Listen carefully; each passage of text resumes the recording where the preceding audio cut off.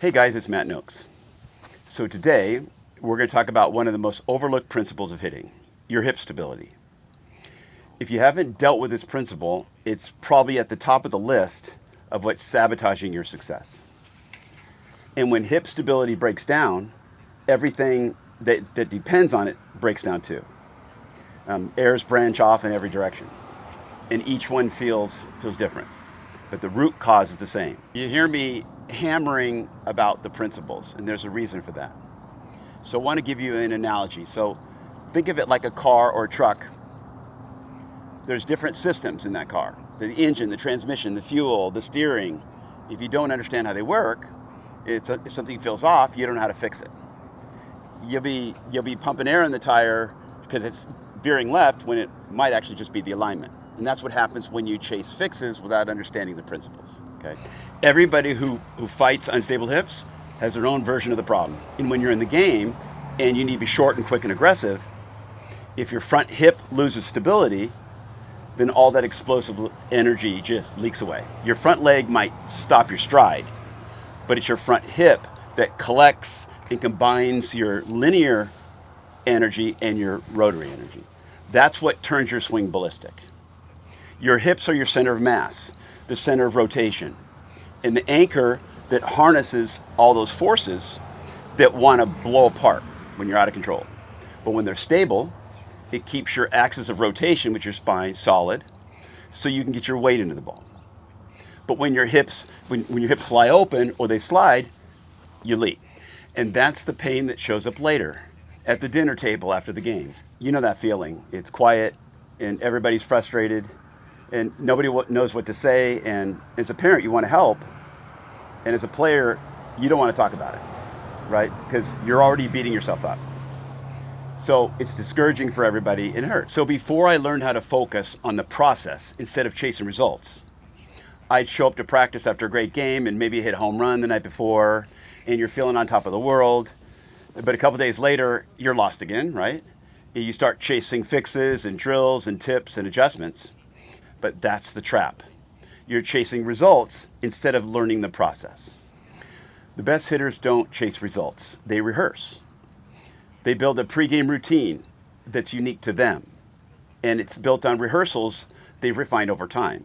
If the opposing pitcher's warming up, they're getting a feel for what he's got, what he's throwing for strikes and what's not, how hard he's throwing, and how it lines up with your stride and your approach.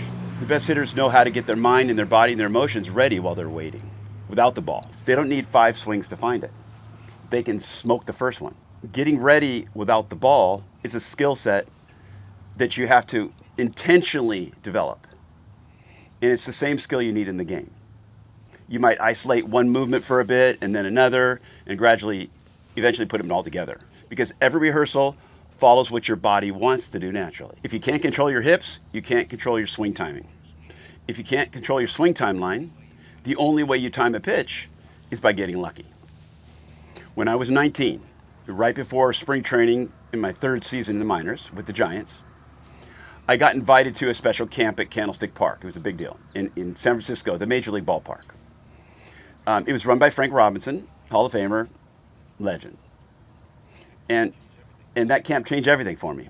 And so one morning, Frank invited me to breakfast, and I was nervous. This was Frank Robinson.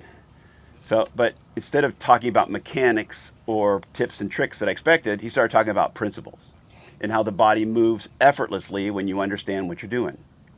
He said, most players under stress try to force things. And then he said, look, kid, there are 4 areas that you got to manage: the mindset, the timing, the map, and your mechanics, by letting your body move the way it was designed to move. So before the camp, I was overmatched and overwhelmed and honestly lost. But once I started focusing on the principles, everything changed. If you understand the principles, you can always find your way back, no matter how lost you get. Now, what you hear in the mainstream is a mechanical model. It's a million desperate fixes chasing results. But the timing model is the major league plan. It's not a system. It's a description of what big leaguers already do. Your hips are the anchor, the center of gravity, and the center of rotation. It's where you get your stability. It's where your energy collects from your weight shift and it redirects up through the system, turns your core ballistic. So here's another analogy. Picture a truck with an inch of water in the bed of the truck, and you're going like 5 miles an hour, and when it stops, the momentum of the water is going to continue. It's going to slam up against the cab, right? That's the momentum. That's what we're talking about, that linear force, so that even though you've strided and stopped and you're centered, the momentum is still there. That's why you got to finish it. It's a force multiplier, and that's what your body creates when you move into the ball. If you anchor that with your front hip, lets that energy collect in that front hip. That momentum surges up to the core, and that's what turns your core ballistic. But if your hips are loose and leaking, you're spinnering instead of anchoring, the energy never transfers. You get stuck between the gap between your hands, and your swing widens, and you foul it off. You swing and miss. Bottom line, you miss your pitch.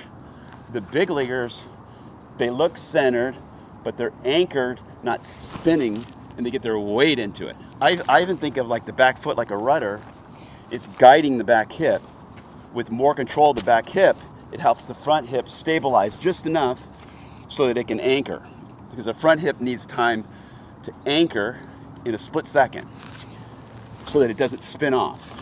So that momentum, just like the water sloshing up against the truck, can collect in the hips.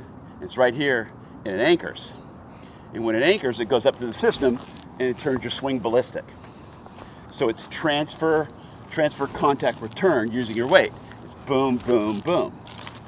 There's a tempo to it, and the reason why I'm saying it with a sound is because I can communicate something even more. So what if I went boom, boom, with a delay? That's going to show you that I'm leaking, right? And I'm not going to get my energy to the ball or as much, or I'll be unstable. My axis of rotation will be out of control, right? That's the difference between hitting your pitch and missing it. The system we're talking about is anchoring that front hip and getting your weight in the ball. A major leaguer looks centered, and it looks the same because he may do this, because he's anchored,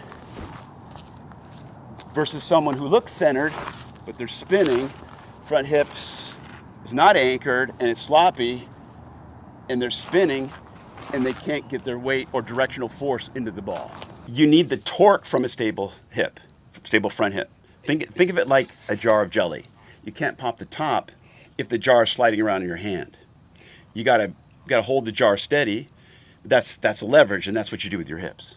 When that platform's unstable, the sequence collapses, and you lose that rotational stability, and your timing breaks down, and your energy leaks, and instead of transferring that energy into the ball.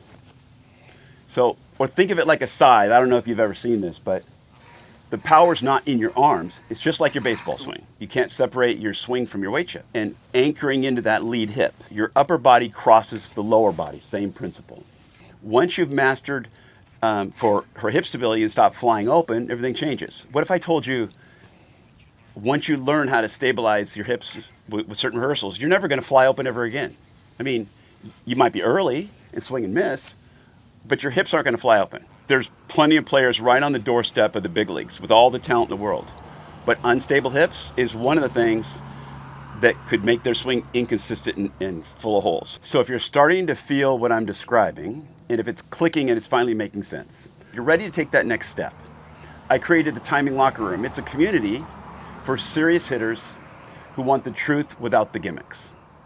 Or if you want to go deeper, I run live masterclasses where we break down these principles with players and coaches and parents chasing the same things that you are. You'll find the links in the description. And look, if you've tried everything and you're truly serious about transforming your game, and if you got higher goals and you're willing to do whatever it takes to find out how good you can be, you can schedule a free strategy call at callnokes.com. You're going to have a lot of coaches on your journey, and that's great. But if you have bigger goals, at some point, you're going to need a mentor. I did, and it changed the course of my career. I don't know a single major league player who didn't have one. Every time you master one principle, the next one gets easier. Your body starts to recognize its own natural movement patterns, and it wants to move efficiently, and that's how it's designed. And when you make it a priority and focus on the 12 principles and learn the rehearsals that correct your mechanical issues, 99 out of 100 problems fix themselves before they ever show up.